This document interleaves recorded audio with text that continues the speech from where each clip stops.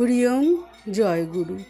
আমাদের প্রাণের ঠাকুর শ্রী শ্রী স্বামী স্বরূপানন্দ পরমহংসদেবের অমৃত সম উপদেশ বাণী পবিত্র ধৃতং প্রেমনা গ্রন্থের নবম খণ্ডের 16 সংখ্যক পত্রের কিয়দংশ পাঠ, পৃষ্ঠা সংখ্যা 49 ও 50।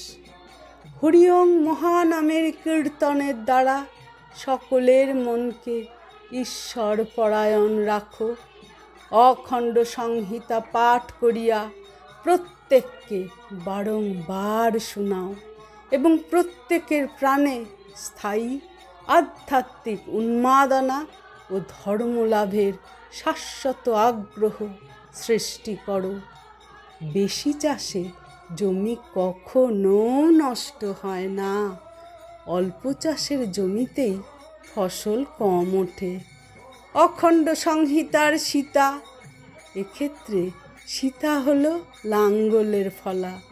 বারংবার চালাইয়া প্রত্যেকের মনের ভূমি উর্বর করিতে থাকো।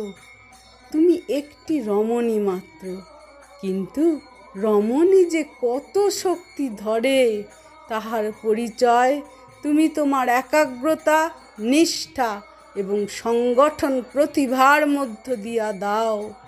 তোমার হরিওম মন্দির এক চিরস্থায়ী আধ্যাত্ম প্রেরণার উৎস হউক, কেন্দ্র হউক। হরিওম। জয় গুরু।